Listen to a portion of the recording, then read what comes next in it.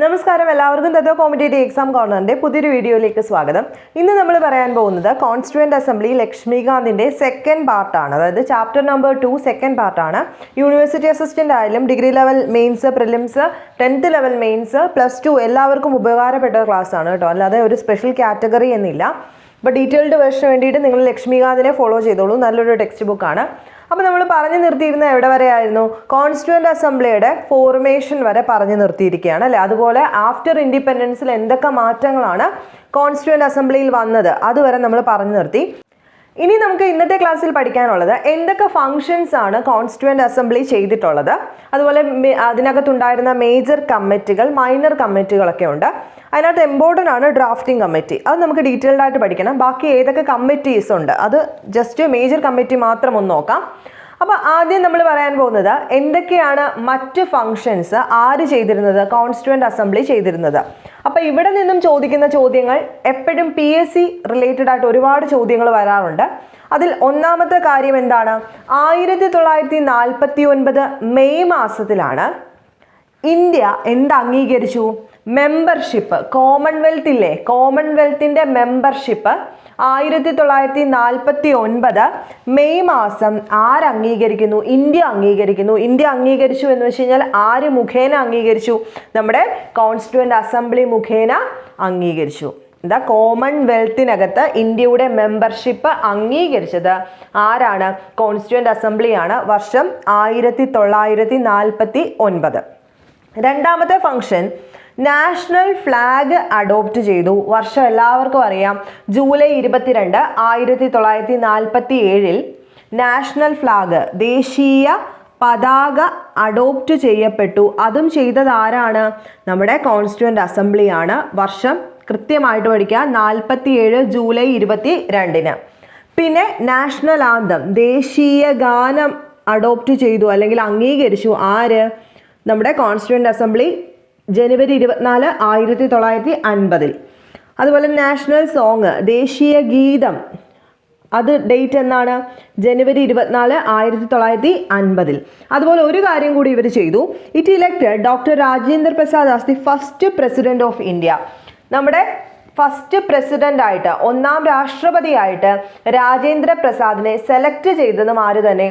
Constituent അസംബ്ലിയാണ്. വർഷം 1950 ജനുവരി 24. അപ്പോൾ എന്തൊക്കെ ഫങ്ഷൻസ് ആണ് കോൺസ്റ്റിറ്റ്യൂവന്റ് അസംബ്ലി ചെയ്തത്? പ്രധാനപ്പെട്ട ഫങ്ഷൻസ് നമ്മൾ കഴിഞ്ഞ ക്ലാസ്സിൽ പഠിച്ചു.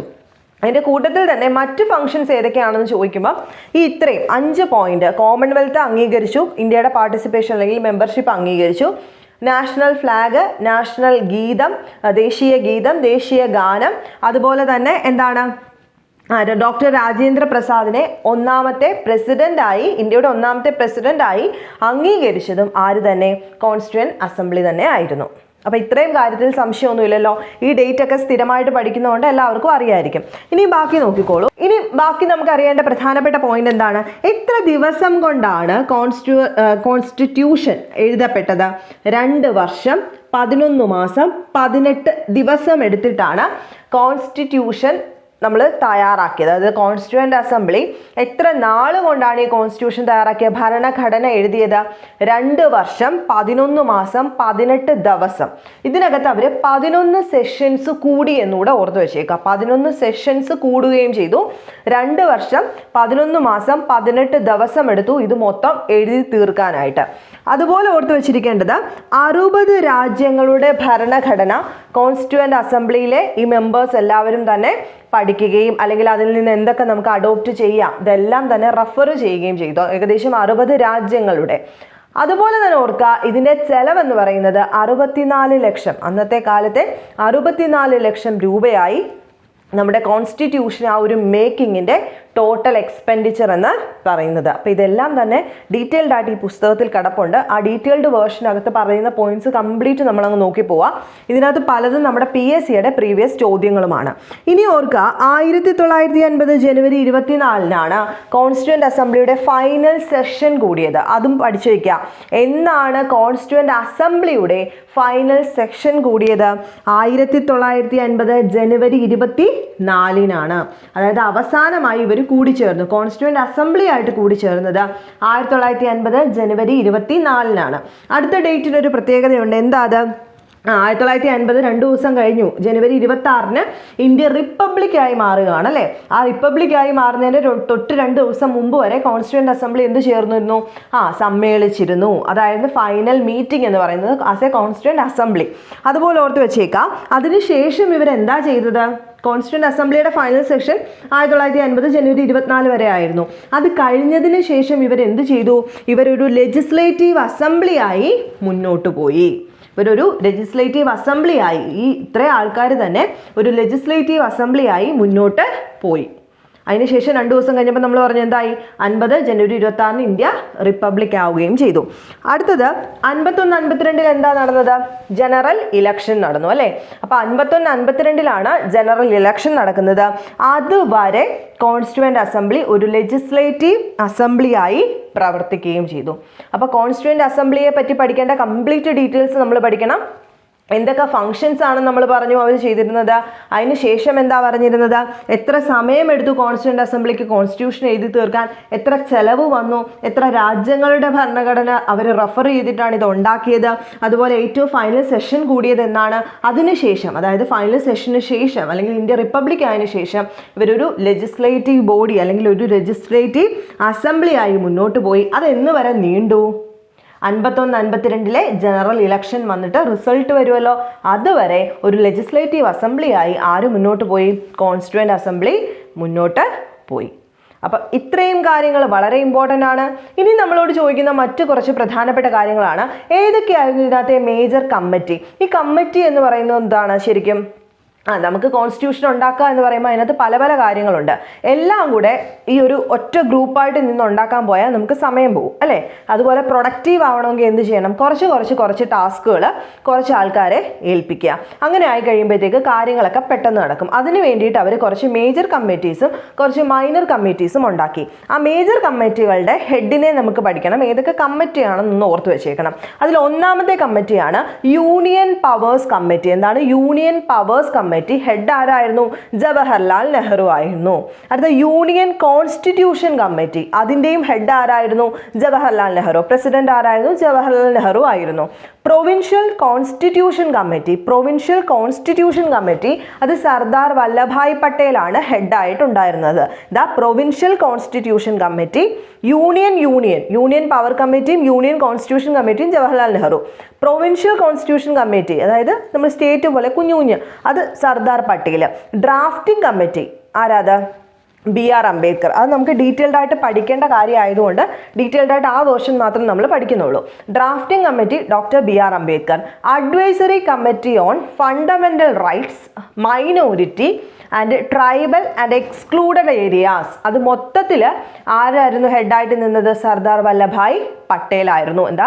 Advisory committees on fundamental rights, minority, അതുപോലെ ട്രൈബൽ, എക്സ്ക്ലൂഡഡ് ആയിട്ടുള്ള ഏരിയാസും എല്ലാം സർദാർ വല്ലഭായ് പട്ടേൽ ഹെഡായിട്ട് നിന്നിട്ട് ഇതിൻ്റെ അടിയിലായിട്ട് അല്ലെങ്കിൽ ഇതിൻ്റെ അണ്ടറിലായിട്ട് കുറേ സബ് കമ്മിറ്റികൾ ഉണ്ടായിരുന്നു.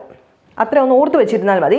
ഞാൻ എൻ്റെ ഫോട്ടോ എടുത്ത് തരാം കേട്ടോ പേജിൻ്റെ. അപ്പം നിങ്ങളൊന്ന് ഡീറ്റെയിൽ ആയിട്ട് വായിച്ചു നോക്കിയാൽ മതി. അതിനുശേഷം 6ാമത്തെ committee rules of procedure committee. അതിൻ്റെ അധ്യക്ഷൻ അല്ലെങ്കിൽ അതിൻ്റെ പ്രസിഡന്റ് ഡോക്ടർ രാജേന്ദ്ര പ്രസാദും സ്റ്റേറ്റ് കമ്മിറ്റിയുടെ ജവഹർലാൽ നെഹ്റു. സ്റ്റിയറിംഗ് കമ്മിറ്റി ഉണ്ടല്ലോ, അതും പഠിച്ചു വെക്കണം. Steering committee doctor Rajendra Prasad. അപ്പം 8 മേജർ കമ്മിറ്റികളും കുറേയേറെ 12-13ഓളം മൈനർ കമ്മിറ്റികളും ഉണ്ടായിരുന്നു.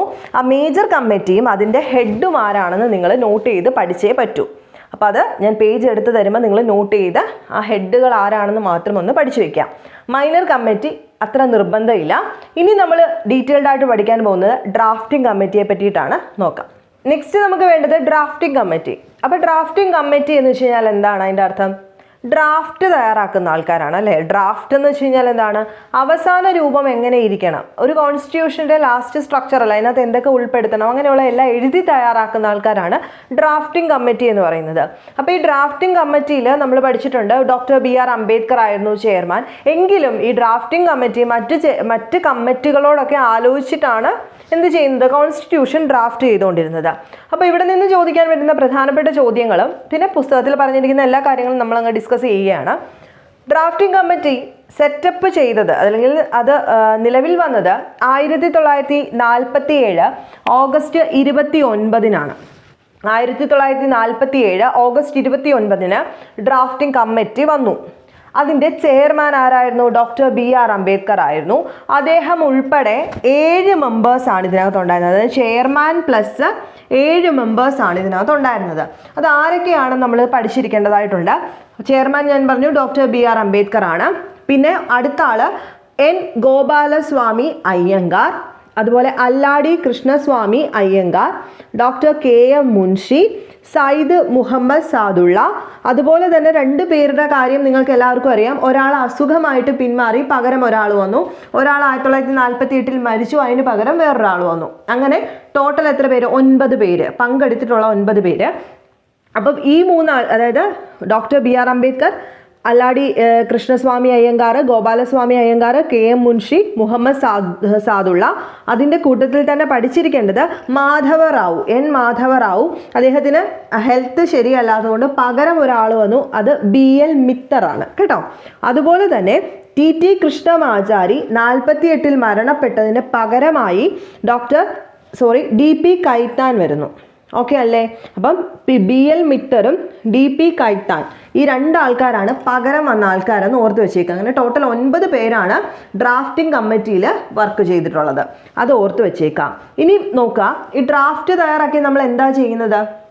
ഡ്രാഫ്റ്റ് എന്ന് പറയുന്നത് ഫൈനൽ വേർഷൻ അല്ല. അപ്പോൾ എന്താ ചെയ്യുന്നത്? ഇത് പബ്ലിക്കിനോട് ചോദിക്കും അല്ലേ? ഡ്രാഫ്റ്റ് ഇറക്കും അവർ. ഡ്രാഫ്റ്റ് ഇറക്കി കഴിഞ്ഞിട്ട് പബ്ലിക് ഒപ്പീനിയന് വിട്ടുകൊടുക്കും, ഡിസ്കഷന് വിട്ടുകൊടുക്കും. എന്നിട്ട് അവിടെ നിന്ന് വരുന്ന മാറ്റങ്ങളെ ഉൾക്കൊണ്ട് ഇവർ ചർച്ച ചെയ്തിട്ട് ബാക്കി കമ്മിറ്റിയോടൊക്കെ ആലോചിച്ചതിന് ശേഷം അമെൻഡ് ചെയ്യും. എന്ന് വെച്ച് കഴിഞ്ഞാൽ പുതിയത് കൂട്ടിച്ചേർക്കും, വേണ്ടാത്തതൊക്കെ വെട്ടിക്കളയും. അങ്ങനെയൊക്കെ ചെയ്യാറുണ്ട് അല്ലേ? അങ്ങനെ 1900 ഫസ്റ്റ് ഡ്രാഫ്റ്റ് 1948 ഫെബ്രുവരിയിൽ ഡ്രാഫ്റ്റിംഗ് കമ്മിറ്റി ഇറക്കുന്നു. 8 മാസത്തോളം ഇത് ജനറൽ പബ്ലിക്കിന് വിട്ടുകൊടുത്തു. അങ്ങനെ ഫസ്റ്റ് ഡ്രാഫ്റ്റ് 1948 ഫെബ്രുവരിയിൽ ഡ്രാഫ്റ്റിംഗ് കമ്മിറ്റി ഇറക്കി. ഈ ഡ്രാഫ്റ്റിംഗ് കമ്മിറ്റി ഇറക്കിയ ആ ഒരു ഡ്രാഫ്റ്റ്, കോൺസ്റ്റിറ്റ്യൂഷൻ്റെ ഡ്രാഫ്റ്റ് 8 മാസത്തോളം ജനറൽ പബ്ലിക്കിന് എന്ത് ചെയ്യാൻ വിട്ടുകൊടുത്തു? നിങ്ങൾക്ക് പബ്ലിക്കിന് ഒപ്പീനിയൻ പറയാം അല്ലേ? എന്തെങ്കിലും മാറ്റം വേണോ, എന്തെങ്കിലും പുതിയതായിട്ട് കൂട്ടിച്ചേർക്കണോ, അതിനെ പറ്റിയിട്ട് അഭിപ്രായം പറയാനായിട്ട് വിട്ടുകൊടുത്തു. അതിനുശേഷം 8 മാസത്തിന് ശേഷം ഒക്ടോബറിൽ, ഫെബ്രുവരിയിൽ ഫസ്റ്റ് ഡ്രാഫ്റ്റ് പുറത്തു വിട്ടു. 1948 ഒക്ടോബർ ആയപ്പോഴേക്കും സെക്കൻഡ്, അവരെ തിരുത്തലൊക്കെ കൊണ്ടുവന്നിട്ട് സെക്കൻഡ് ഡ്രാഫ്റ്റ് റീഡ് ചെയ്തു. ഒന്നുകൂടെ ഡ്രാഫ്റ്റ് വായിച്ചു. 48 ഒക്ടോബറിലാണെന്ന് ഓർക്കുക. അതിനുശേഷം ഫൈനൽ ഡ്രാഫ്റ്റ്, ഈ സെക്കൻഡ് ഡ്രാഫ്റ്റ് വായിച്ചു. അതിനകത്ത് നിന്നും വേണ്ട മാറ്റങ്ങളൊക്കെ രണ്ടാമത് വായിക്കുമ്പോൾ പിന്നെ എന്തെങ്കിലും മാറ്റം കാണുമല്ലോ. ആ മാറ്റങ്ങളോടുകൂടി ഫൈനൽ ഡ്രാഫ്റ്റ് പുറത്തിറക്കുന്നത് നവംബർ 4-നാണ്. എന്നാണ് നവംബർ 4, 1948 ഒന്നാം വായന. ഫൈനൽ ഡ്രാഫ്റ്റ് എന്ന് പറയുമ്പോൾ ജനറലിനോടും ബാക്കി കമ്മിറ്റിയോടും ബാക്കി ആൾക്കാരോടെല്ലാം ആലോചിച്ചതിന് ശേഷം ഒരു ഡ്രാഫ്റ്റ് ഉണ്ടാക്കി. ആ ഡ്രാഫ്റ്റ്, ഫൈനൽ ഡ്രാഫ്റ്റ് ആദ്യം വായിക്കുന്നത് നവംബർ 4, 1948. അതിന് 5 ദിവസം, 5 ദിവസം അസംബ്ലിയിൽ ജനറൽ ഡിസ്കഷൻ വിട്ടു. അസംബ്ലിക്ക് അകത്തെ കാര്യമാണ് പറയുന്നത്. ഫൈനൽ ഡ്രാഫ്റ്റ് 5 ദിവസത്തോളം ജനറൽ ആ ഒരു ബോഡിയിലകത്ത് ഡിസ്കസ് ചെയ്തു അവർ. അതിനുശേഷം സെക്കൻഡ് റീഡിംഗ് നടത്തുന്നത് നവംബർ 4 കഴിഞ്ഞ് നവംബർ 15-നാണ്. ശേഷം സെക്കൻഡ് റീഡിംഗ് നവംബർ 15, 1948 സ്റ്റാർട്ട് ചെയ്തു. ഒക്ടോബർ 17, 1949 വരെ ആ ഒരു ഇത് നീണ്ടു നിന്നു. അതായത് സെക്കൻഡ് റീഡിങ് നീണ്ടു നിന്നു. ഇതിനകത്ത് പ്രധാനപ്പെട്ട ഒരു കാര്യമെന്ന് പറയുന്നത് ഏകദേശം 7600ഓളം അമെൻമെൻറ്റ്സിൻ്റെ സജഷൻസ് വന്നു. 2600ഓളം എണ്ണം ജനറൽ ആ ഒരു അസംബ്ലിയിൽ ഡിസ്കസ് ചെയ്തു. അമെൻമെൻ്റ് എന്ന് വെച്ച് കഴിഞ്ഞാൽ എന്താണ്? മാറ്റങ്ങൾ. 7600ഓളം മാറ്റങ്ങൾ പുറത്തേക്ക് വന്നു. ആൾക്കാർ പറഞ്ഞു. അതിനകത്ത് 2600ഓളം ഇത് നമ്മൾ ജനറൽ അസംബ്ലിയിൽ ഡിസ്കസ് ചെയ്യുകയും ചെയ്തു. അങ്ങനെ തേർഡ് റീഡിങ് 1949 നവംബർ 14-നും നവംബർ 26, 1949 സിഗ്നേച്ചർ ലഭിക്കുന്നു. സിഗ്നേച്ചർ എന്ന് വെച്ച് കഴിഞ്ഞാൽ അസംബ്ലിയിലുള്ള മെമ്പേഴ്സും പ്രസിഡന്റും സൈൻ ചെയ്തത് നവംബർ 26, 1949 299 മെമ്പേഴ്സ് അല്ലേ ഉണ്ടായിരുന്നത്. അതായത് പാകിസ്ഥാന്റെ വിഭജനത്തിന് ശേഷം 299 മെമ്പേഴ്സിനകത്ത് അന്ന് പ്രസന്റ് ആയിരുന്നവർ 284 ആയിരുന്നു. ആ 284 പേരും സൈൻ ചെയ്തു. പ്രസിഡന്റിന്റെ സൈനോടുകൂടി എന്ന് പാസ്സായി നവംബർ 26, 1949 ഫൈനൽ ഡ്രാഫ്റ്റിന് സിഗ്നേച്ചർ ലഭിക്കുന്നു ആണല്ലോ. അപ്പോൾ എന്തായി, സിഗ്നേച്ചർ ലഭിച്ചു കഴിഞ്ഞാൽ അത് കോൺസ്റ്റിറ്റ്യൂഷൻ റെഡി ആയി എന്നാണ് അർത്ഥം. അങ്ങനെ constitution as adopted on November 26, 1949 1949 November 26 constitution എന്തായി, അഡോപ്റ്റ് ചെയ്യപ്പെട്ടു. കണ്ടെയ്ൻഡ് എ പ്രിയാമ്പിൾ, അന്നത്തെ സമയത്ത് അതിനകത്ത് എന്തൊക്കെ ഉണ്ടായിരുന്നു, ഒരു പ്രിയാമ്പിൾ, ഒരു ആമുഖം, 395 ആർട്ടിക്കിൾ, 395 ആർട്ടിക്കിൾസും 8 ഷെഡ്യൂളും, എത്ര, 8 ഷെഡ്യൂളും 22 പാർട്ടുമായിരുന്നു ഉണ്ടായിരുന്നത്. ഇപ്പം ഏകദേശം 470ഓളം എന്തുണ്ട്, ആർട്ടിക്കിൾസും 25 പാർട്ടും 12 ഷെഡ്യൂളും ഒക്കെ ഉണ്ട്. അപ്പം ഇറങ്ങിയ സമയത്തെ കാര്യമാണ് പറയുന്നത്. അപ്പോൾ ഇത്രയും നേരം നമ്മൾ പറഞ്ഞുകൊണ്ടിരുന്നത് ഡ്രാഫ്റ്റിംഗ് കമ്മിറ്റി വന്നു. ഡ്രാഫ്റ്റിംഗ് കമ്മിറ്റിയിൽ 7 മെമ്പേഴ്സ് പ്ലസ് 2 പേർക്ക് പകരമായി 2 പേര് വന്നു. അവർ ഡ്രാഫ്റ്റ് ആദ്യമായി പബ്ലിഷ് ചെയ്തത് 48 ഫെബ്രുവരിയിലായിരുന്നു. അതിനുശേഷം ജനറൽ ആയിട്ടുള്ള ഡിസ്കഷന് വിട്ടു. അതിനുശേഷം രണ്ടാമത്തെ റീഡിംഗ് ഒക്ടോബർ 48 നടന്നു. ഫൈനൽ ഡ്രാഫ്റ്റ് അവർ പുറത്തിറക്കുന്നത് November 4, 48 first reading. Second reading എന്നാണ് നവംബർ 15 മുതൽ അടുത്ത ഒക്ടോബർ വരെ ഫൈനൽ റീഡിങ്ങിന് വേണ്ടിയിട്ട് മാറ്റിവെച്ചിരുന്നു. അതിനുശേഷം തേർഡ് റീഡിംഗ്, അതായത് 7600ഓളം അമെൻമെന്റ്സിന്റെ പോസിബിലിറ്റി വന്നു. 2600ഓളം ഡിസ്കസ് ചെയ്ത എല്ലാ മാറ്റങ്ങൾക്കും ശേഷം തേർഡ് റീഡിംഗ് നവംബർ 14, 49 നടക്കുന്നു. അതിനുശേഷം അഡോപ്റ്റ് ചെയ്ത് ഒപ്പ് കിട്ടിയ വർഷം നവംബർ 26, 1949. ഇതാണ് നമ്മുടെ പ്രിയാമ്പിളിൽ രേഖപ്പെടുത്തിയിരിക്കുന്ന ഡേറ്റ്, കോൺസ്റ്റിറ്റ്യൂഷൻ അഡോപ്റ്റ് ചെയ്ത ഡേറ്റ് എന്ന് പറയുന്നത്. അന്ന് എത്ര ആർട്ടിക്കിൾ, 395 ആർട്ടിക്കിൾ, 8 ഷെഡ്യൂൾ, 22 പാർട്ട്. ഇത്രയുമാണ് നമ്മുടെ കോൺസ്റ്റിറ്റ്യൂഷനെ പറ്റിയിട്ട് പഠിക്കാനുള്ളത്. അപ്പോൾ കോൺസ്റ്റിറ്റ്യൂഷനെ പറ്റിയിട്ട് പഠിക്കുമ്പോൾ ഏറ്റവും ഇമ്പോർട്ടൻ്റ് ആയിട്ട് ഓർത്ത് വെക്കേണ്ട ഒരാളുണ്ട്. ആരാണ്? BR അംബേദ്കർ എന്ന് പറയുന്നത്. BR അംബേദ്കറിനെ പറ്റിയിട്ട് നമ്മുടെ ടെക്സ്റ്റ് ബുക്കിനകത്ത് കുറച്ച് കാര്യങ്ങൾ കിടപ്പുണ്ട്. അപ്പോൾ BR അംബേദ്കറിനെ പറ്റി പഠിക്കുമ്പം നമ്മുടെ ലക്ഷ്മികാന്തിൻ്റെ ബുക്കിനകത്ത് കിടക്കുന്ന കുറച്ച് കാര്യങ്ങളൂടെ ഉണ്ട്. Doctor BR Ambedkar then law minister ആയിട്ട് മാറുന്നു, അല്ലെ, ഫസ്റ്റ് ലോ മിനിസ്റ്റർ ആയിട്ട് മാറുന്നു. അതുപോലെ തന്നെ അദ്ദേഹത്തെ അറിയപ്പെടുന്ന മറ്റു കുറച്ച് പേരുകളാണ് father of the constitution of India, അതുപോലെ chief architect of the constitution of India, modern Manu എന്നൊക്കെ അറിയപ്പെടുന്ന ആരാണ്? ഡോക്ടർ BR അംബേദ്കർ ആണ്.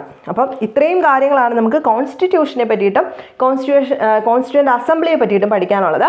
കൂട്ടത്തിൽ തന്നെ കിടക്കുന്ന മറ്റൊരു കാര്യമാണ് criticism of the constituent assembly എന്ന് പറയുന്നത്. ജസ്റ്റ് നമുക്ക് പോയിന്റ് ആയിട്ട് മാത്രം ഒന്ന് നോക്കാം. Not a representative body. ഒന്നാമത്തെ ഒരു കുറ്റം എന്ന് പറയുന്നത് ഒരു റെപ്രസെൻറ്റേറ്റീവ് ബോഡി അല്ലായിരുന്നു. എന്താണ്? അപ്പോൾ ക്രിട്ടിക്സ് പറയുന്ന കാര്യമാണ്, ഇതൊരു റെപ്രസെൻറ്റേറ്റീവ് ബോഡി അല്ലായിരുന്നു. Not a sovereign body. രണ്ടാമത് not a sovereign body. Time consuming ആയിട്ടുള്ള ഒരു പ്രോസസ്സ് ആയിരുന്നു ഇതെന്ന് പറയുന്നത്. Dominated by Congress. കോൺഗ്രസിൻ്റെ ഡോമിനേഷൻ ആയിരുന്നു കൂടുതൽ. Lawyer politician domination. അപ്പം ഇതിനകത്ത് എടുത്തു പറയേണ്ട ഒരു കാര്യം, നമ്മുടെ ഈ കൂട്ടത്തിൽ പങ്കെടുത്തിരുന്ന മിക്കവരും ലോയേഴ്സ് ആയിരുന്നു. ഒരുപാട് പേര് ലോയേഴ്സ് ആയിരുന്നു. അതാണ് നമ്മുടെ കോൺസ്റ്റിറ്റ്യൂഷൻ നീണ്ടുപോകാൻ കാരണമെന്ന് ഈ പുസ്തകത്തിൽ തന്നെ പറയുന്നുണ്ട്. അപ്പോൾ അതൊരു നെഗറ്റീവായിട്ട് ക്രിട്ടിക്സ് പറയുന്നത് ലോയർ പൊളിറ്റീഷ്യൻ ഡോമിനൻസ് ഉണ്ടായിരുന്നു. ലോയർമാരും പൊളിറ്റീഷ്യൻസ്മാരും ഒക്കെ ഒരുപാട് ഉണ്ടായിരുന്നുകൊണ്ട് അതിൻ്റെ ഒരു കുറവ് കോൺസ്റ്റിറ്റ്യൂഷൻ ഉണ്ടെന്ന് അവകാശപ്പെടുന്നു. Dominated by Hindus. ഇതെല്ലാം ക്രിറ്റിസിസങ്ങളാണ് പലരുടെ. അത് നമുക്ക് പഠിച്ചില്ലെങ്കിലും സാരമില്ല, ഇതിനകത്തൊന്നും വലിയ കാര്യവുമില്ല. നമുക്ക് വേണ്ട പോയിന്റ്സ് നമ്മൾ കംപ്ലീറ്റ് ചെയ്ത് കഴിഞ്ഞു. അപ്പം ക്ലാസ്സുകളായിട്ട് നമ്മൾ പറഞ്ഞ കോൺസ്റ്റിറ്റ്യൂവൻ്റ് അസംബ്ലിയെ പറ്റിയിട്ടുള്ള ലക്ഷ്മികാന്തിൻ്റെ ബുക്കിനകത്തെ കാര്യങ്ങളാണ്. ഇനി എക്സ്ട്രാ ഉള്ള പോയിന്റ്സ് എല്ലാം നമ്മൾ +1 ഒക്കെ പഠിക്കുന്ന സമയത്ത് ഡീറ്റെയിൽഡ് ആയിട്ട് പഠിക്കും. അതല്ല എന്നുണ്ടെങ്കിൽ റാങ്ക് ഫയൽസ് നോക്കിയിട്ട് നമുക്ക് ലാസ്റ്റ് ഒരു റിവിഷൻ പോലെ നോക്കുന്ന സമയത്ത് പറയുന്നതായിരിക്കും. അപ്പോൾ നിങ്ങൾക്ക് വീഡിയോസ് ഇഷ്ടമാകുന്നുണ്ടെങ്കിൽ ലൈക്ക് ചെയ്യുക, ഷെയർ ചെയ്യുക, സബ്സ്ക്രൈബ് ചെയ്യുക. നെക്സ്റ്റ് വീഡിയോയിൽ കാണുന്നത് വരെ ബൈ.